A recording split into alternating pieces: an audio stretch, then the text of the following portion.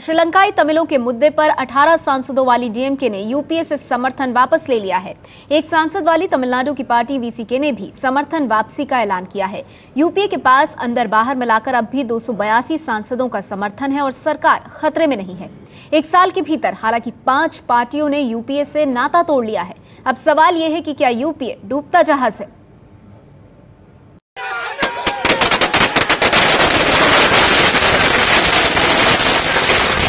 सरकार का कार्यकाल पूरा होने में 1 साल से भी कम का वक्त बचा है और अब डीएमके ने यूपीए सरकार से समर्थन वापस लेने का ऐलान कर दिया है। श्रीलंकाई तमिलों के मुद्दे पर करुणानिधि ने सरकार पर दबाव डालने के लिए हाथ से हाथ खींचा और उधर चेन्नई में जश्न शुरू हो गया। अब इसके तोल मोल के समर्थन का वक्त खत्म हो गया है और ये वेंटिलेटर पर पहुंच गई है। निश्चित रूप से अस्थिरता तो होगी, पहले से ही ये सरकार अल्पमत में थी। करुणानिधि ने कहा है कि केंद्र में उनकी पार्टी के मंत्री बुधवार शाम तक इस्तीफा देंगे और अगर सरकार श्रीलंकाई तमिलों के मुद्दे पर 21 मार्च से पहले यूएनएचआरसी के प्रस्ताव में संशोधन तैयार कर ले तो समर्थन वापसी के फैसले पर दोबारा वो विचार कर सकते हैं। तो ये सब मजाक है और 1 महीने के बाद सब वापस आ जाएंगे टीएमके वाले। तो ये ड्रामा से हम प्रभावित नहीं है। सूत्रों के मुताबिक केंद्र सरकार श्रीलंकाई तमिलों के मुद्दे पर संसद में प्रस्ताव लाने पर विचार कर सकती है, लेकिन सरकार चाहती है कि ये प्रस्ताव स्पीकर की तरफ से आए और दोनों ही सदनों में सर्वसम्मति से पास हो सके। लेकिन सरकार की चिंता इस बात की भी है कि अगर ऐसा किया जाता है तो ये दूसरे देश के आंतरिक मामलों में दखल अंदाजी भी हो सकता है। पिछले हफ्ते में इसी सांसद ने पाकिस्तान की असेंबली में जो एक प्रस्ताव पारित हुआ था उसका खंडन किया था। भारत के पार्लियामेंट ने कहा था कि आप दूसरे देश के घरेलू मामले में हस्तक्षेप ना करें। अब विडंबना देखिए कि उसी सरकार को डीएमके को मनाने के लिए श्रीलंका में जो हुआ रहा है उसके लिए एक ऐसा ही एक प्रस्ताव ड्राफ्ट करना पड़ेगा। जेनीवा में जो प्रस्ताव आने वाले हैं उस प्रस्ताव में जेनोसाइड, वॉर क्राइम, राजपक्षे के खिलाफ जो 2-3 लफ्ज लिखो, तब हमारा कैडर संतोष हो जाएगा। करुणानिधि साहब कहने का भी कारण है क्योंकि 2 लाख तमिल 2009 में श्रीलंका में मार डाला है राजपक्षे ने, उसको कैसे आप चुप रहोगे? करुणानिधि चाहते हैं कि श्रीलंका के युद्ध अपराध की अंतर्राष्ट्रीय जांच हो, लेकिन भारत के लिए उनकी इस मांग को मानने में काफी अड़चने हैं। यूएनएचआरसी के प्रस्ताव पर आखिरी वक्त तक वोटिंग से पहले संशोधन किए जा सकते हैं और सूत्रों के मुताबिक भारत सरकार कुछ संशोधन मूव भी करेगी। इसके लिए भारत सरकार लगातार अमेरिका के संपर्क में है, यानी करुणानिधि की बात मानने के लिए भारत सरकार काफी हद तक अमेरिका पर निर्भर है।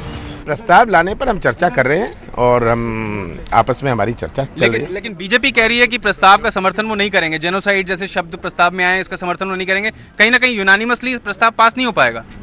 यूनानिमस हो या नहीं होए, हम प्रस्ताव लाएं या नहीं लाएं, ये बातें हम अभी तय कर रहे हैं। 7 समंदर पार से भारत आस लगाए बैठा है और यहाँ यूपीए डूबता जहाज बनता जा रहा है।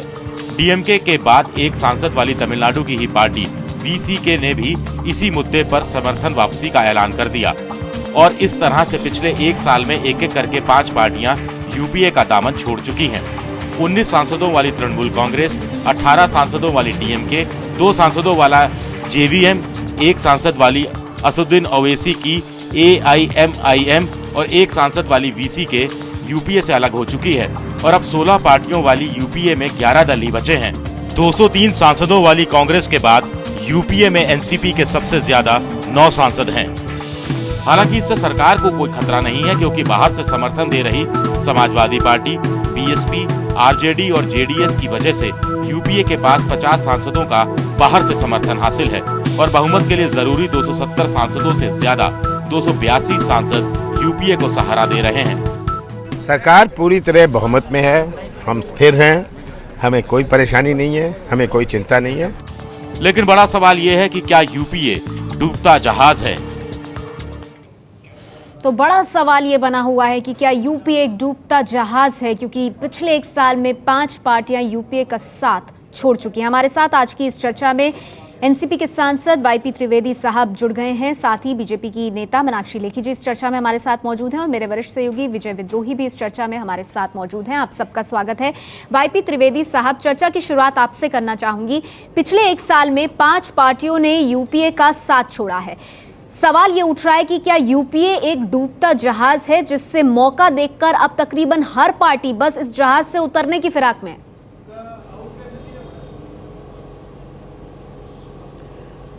आज के दिन को तो ऐसा डूबता जहाज नहीं दिखता है। जैसे हमारे प्रवक्ता प्रफुल्ल पटेल ने बोला था सुबह में, यूपीए 2 के पास अभी पूर्ति बहुमति है और वो अपना जहाज ठीक तरह से चला सकते हैं। और ऐसा है कि भूतकाल में हमने देखा है कि वो माइनॉरिटी गवर्नमेंट भी चली है, बहुत समय तक चली है। तो सिर्फ ऐसा अंकों की पर जाएं वो ठीक नहीं है, क्योंकि ऐसा नहीं है कि सब लोग मान रहे हैं कि माइनॉरिटी गवर्नमेंट तो है, मतलब बाहर से अगर साथियों का साथ ना हो तो फिर ये सरकार जो है हो जाए तो मैंने नहीं, आप मुझे गलत समझ रहे हैं जी। आप गलत, मैंने कहा कि माइनॉरिटी गवर्नमेंट नहीं है, मगर भूतकाल में माइनॉरिटी गवर्नमेंट भूतकाल में चली है, लेकिन तो हो जाएगा में बना रहना नहीं है। अभी तो माइनॉरिटी में नहीं लेकिन है। सत्ता में सिर्फ बने रहना और सरकार चलाना, शासन करना, अपने हिसाब से बिलों को लाना, अपने हिसाब से बिलों को पास कराना, इसमें तो फर्क है ना भाई। ऐसा है कि जो प्रोग्राम मैनिफेस्टो में दिखाया गया है और जो प्रोग्राम रखा गया है वो प्रोग्राम को इंप्लीमेंट करने में कोई वादा नहीं है। इसका ऐसा है, फ्लोर मैनेजमेंट बराबर होनी चाहिए। The floor management is very important. It is not as if कि ऑल द पार्टीज इकट्ठी हो जाए और सब इश्यू पे सबके गवर्नमेंट के खिलाफ वोटिंग करें, तो ऐसा कोई बड़ी चीज नहीं है। आप कह रहे हैं अगर फ्लोर मैनेजमेंट संसद के भीतर हो जाए तो फिर सरकार के अफेयर्स को भी मैनेज किया जा सकता है। हमारे साथ बीजेपी की नेता मीनाक्षी लेखी जी भी मौजूद हैं। बता दें अपने दर्शकों को कि हमारे साथ कांग्रेस पार्टी के नेता पीएल पुनिया साहब भी कुछ देर में जुड़ेंगे। लेकिन मीनाक्षी लेखी जी, इस आत्मविश्वास के पीछे, त्रिवेदी जी के इस कॉन्फिडेंस के पीछे आपको क्या कारण नजर आता है जो वो कह रहे हैं कि सरकार बहुमत में है और किसी तरह की कोई समस्या नहीं है? देखिए, अगर आप पास्ट कॉन्डक्ट देखें या डीएमके के बयानबाजी देखें तो उससे 2 चीजें सामने आती हैं। पहली चीज ये आती है कि कहीं ना कहीं अब क्योंकि 2014 के नजदीक आ रहे हैं और लोगों के बीच में कांग्रेस को लेके एक नाखुशगवारी मौजूद है और ऐसे में उसको अगर बनाए रखने का जो सिलसिला है वो यूपीए 3 मान लीजिए, तो सबको कहा गया है कि अपने अपने लोकल एजेंडाज उठाना शुरू कर दो। और जो चीजें अब तक पेंडिंग थी, मतलब आप अगर श्रीलंका का इशू आज का इशू तो है नहीं, वो तो 80 के दशक का इशू है। अगर डीएमके के लिए वो इशू इतना महत्वपूर्ण होता जैसा कि वो अब बता रहे हैं कि हमको यूएनएचआरसी के लिए रेजोल्यूशन चाहिए वगैरह वगैरह, तो वो ज्वाइन यूपीए 2 करने से पहले ये मांग रख सकते थे या यूपीए 1 में ये मांग रख सकते थे, लेकिन ये शर्त तब नहीं रखी गई। अब जब खत्म होने की कागार पे है तो इस तरीके की शर्तें आ रही हैं।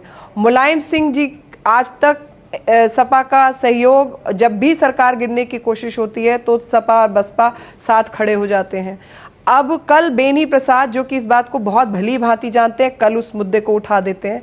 तो कहीं ना कहीं जो मुझे दिखाई दे रहा है वो ये दिखाई दे रहा है कि इसकी जो पॉलिटिक्स है, जो इसकी राजनीति है, वो दिखने से कहीं गहरी है।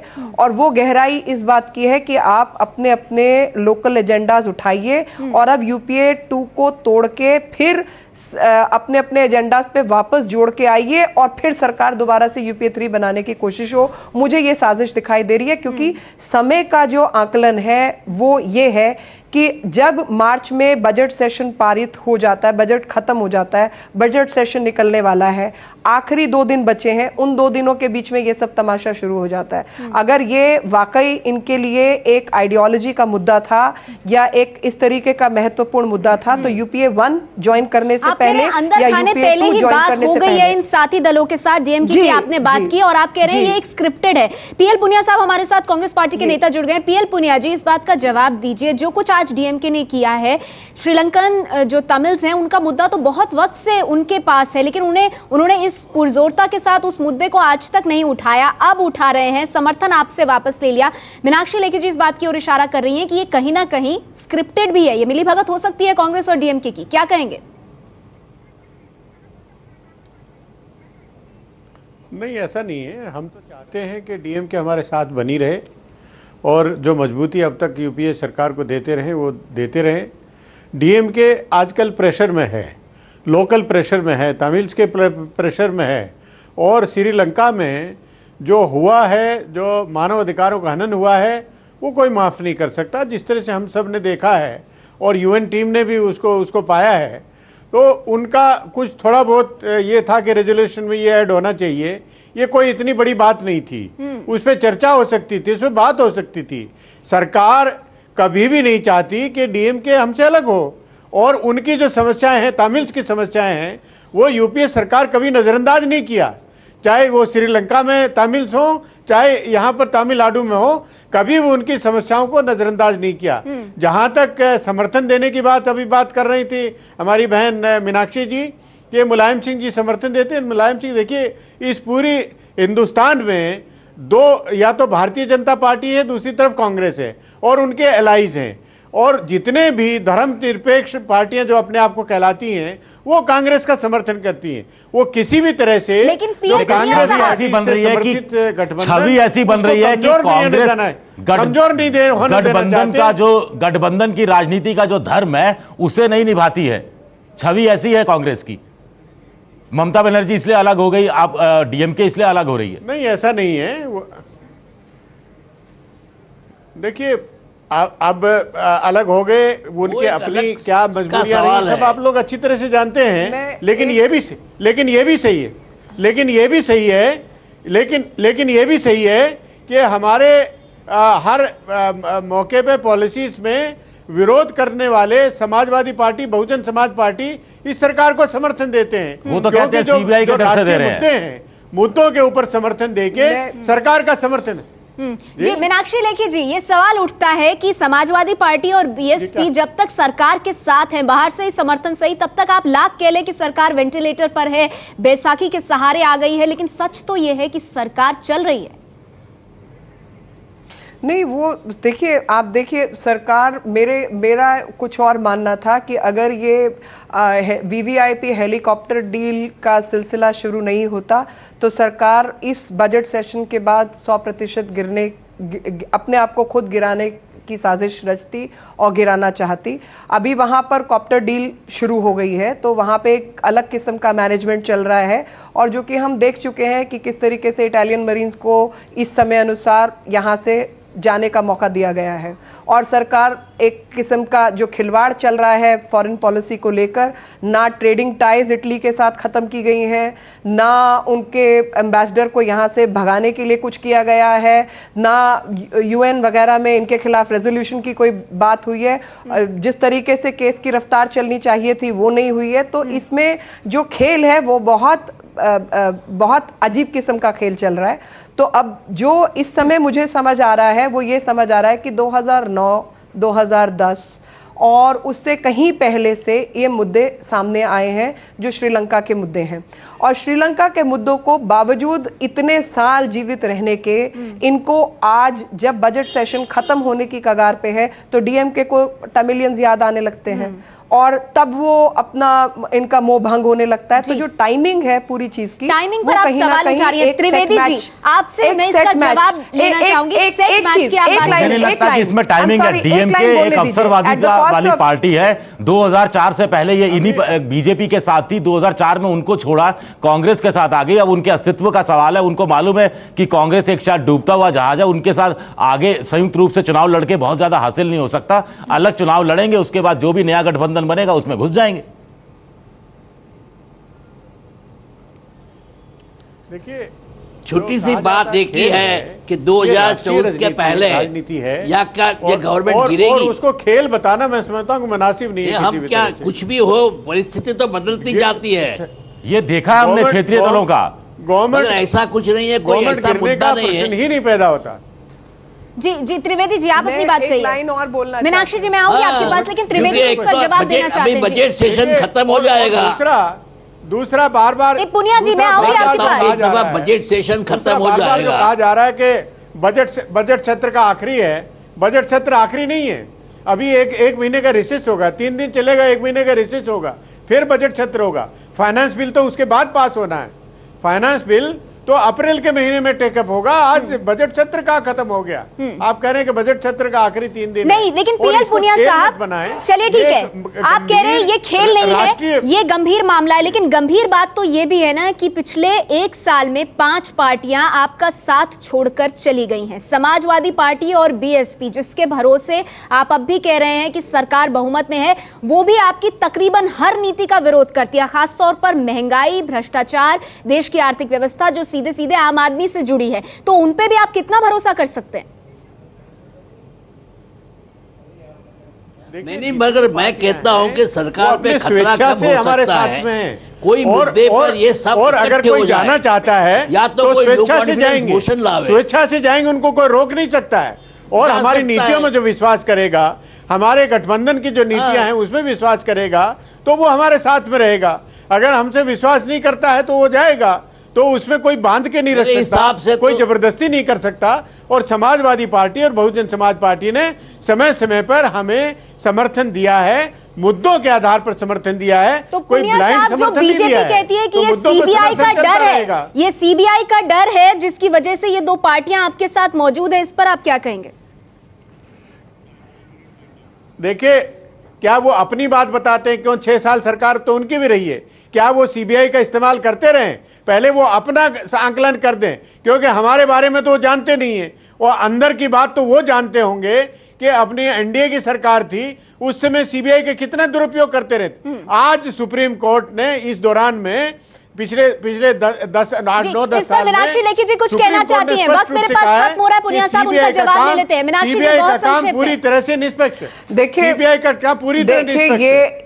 ये जितनी जो ये कहते हैं ना धर्मनिरपेक्ष, उनको मैं कहती हूं कि धर्मनिरपेक्ष नहीं, सब अजीब किस्म के करप्शन में, भ्रष्टाचार में सम्मिलित लोगों की जो सरकार चल रही है वो सीबीआई द्वारा कंट्रोल्ड है। और सीबीआई द्वारा कंट्रोल सपा बसपा हैं, लगातार इनके साथ बैठे भी हैं और इनके बाहर खड़े भी हैं। और उसी में अगर मारन के खिलाफ और कनीमोई के खिलाफ, कनीमोई और मारन के खिलाफ जब सीबीआई के केसेस पेंडिंग है, बावजूद उन सीबीआई केसेस के, बिना कांग्रेस के अप्रूवल के, डीएमके कांग्रेस से या यूपीए 2 से अलग होने की हिम्मत नहीं कर सकता।